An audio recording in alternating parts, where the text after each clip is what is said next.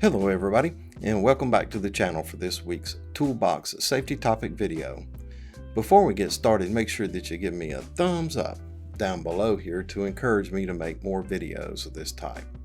Also, subscribe to my YouTube channel where you'll find additional videos of this nature, other safety related videos, and leadership training videos.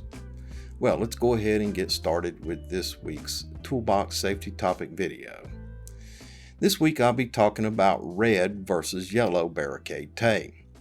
And I read this on Bailey Safety by Mr. John Henle.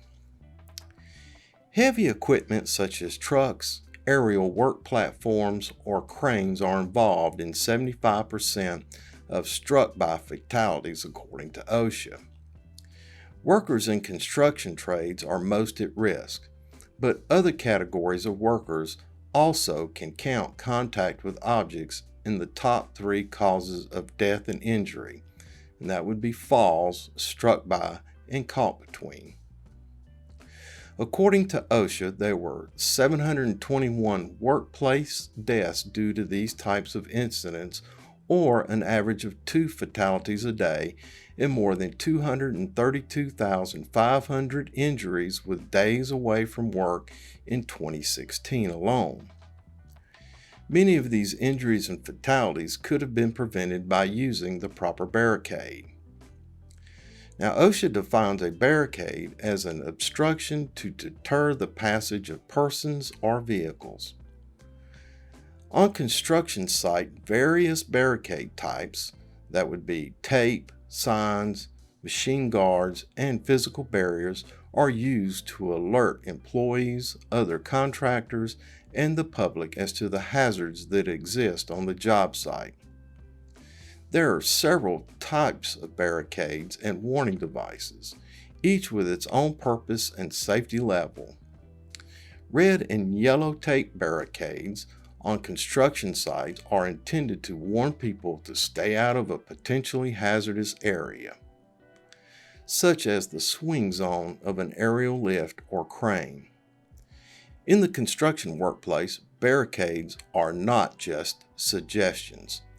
The barricades are there to protect all workers and public from injury or to save a life. Barricade tapes that are red in color mean an imminent safety and/or health hazard is in the area. Some of these immediate health hazards could include overhead loads, suspended loads, hot work being performed overhead, high noise exposure, open holes, personal fall protection required, confined space entry, and others.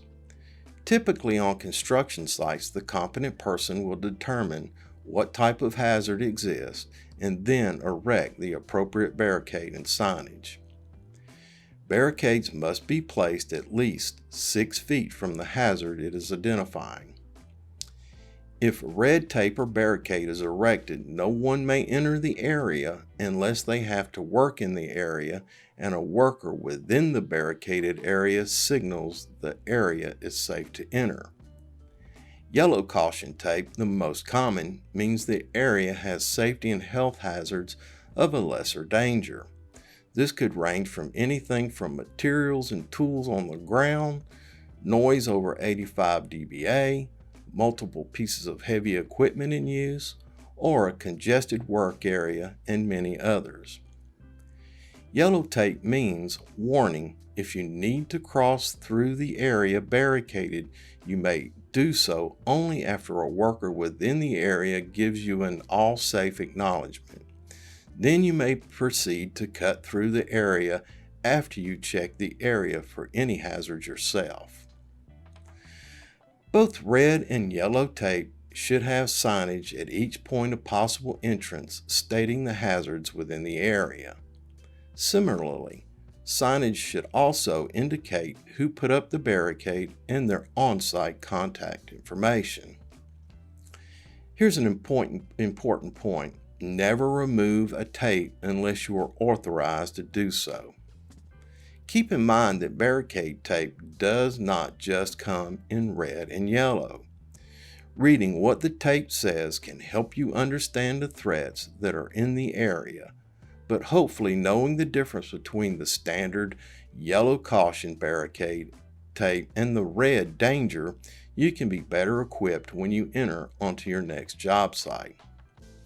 A note in regard to roofing work: do not use caution tape for a warning line on a rooftop. The warning line must have enough strength so that anyone who leans against the line will not break it.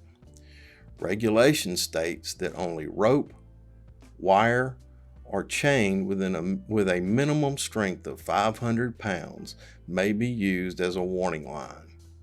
Caution tape may be used for a controlled access line if it will support 200 pounds. The difference between a warning line and a controlled access line are that a warning line must be strong enough so that if a worker backed up to it, they would be stopped by the line, while a caution line is used to keep other workers out of the area. A caution line serves as a visual warning, while a warning line is a physical warning. All right, boys and girls, that's it for this week's Toolbox Safety Topic video. Thanks for stopping by, and thanks for watching. Make sure you give me a thumbs up down below here to encourage me to make more videos of this type. Also, subscribe to my YouTube channel, where you'll find additional videos of this nature, other safety-related videos, and leadership training videos. And if you found this video useful or helpful, make sure you share it with your colleagues and coworkers. And until we see each other again, take care of yourself, because you're number one. Look out for your coworkers and help ensure their safety. Have a grateful day, and remember, I will see you in the field.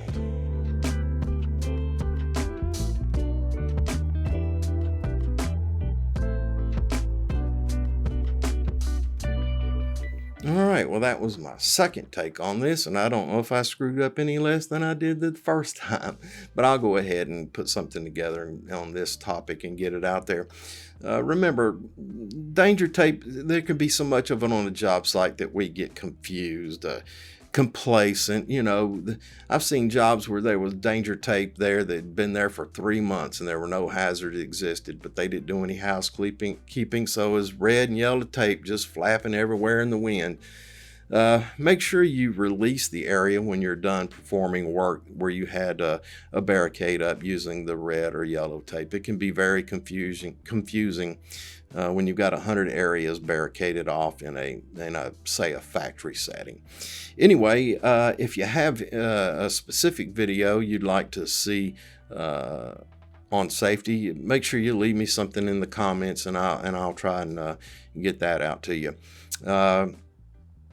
Also, make sure you can use these as a toolbox safety topic on your job site. Just make sure that you create a sign-in sheet, identify which video you watched, and have whoever watched it sign in, and that becomes a permanent document that you can provide to OSHA if they were to inquire about how you do continuing education or hazard education or hazard mitigation and recognition and those kind of things. If you have a specific problem, leave me a note down below. Anyway, watch to the very end here. I'll drop in a couple of those Easter eggs I've been doing. Anyway, thanks for watching. Have a grateful day. I'll see you in the field. Stop recording.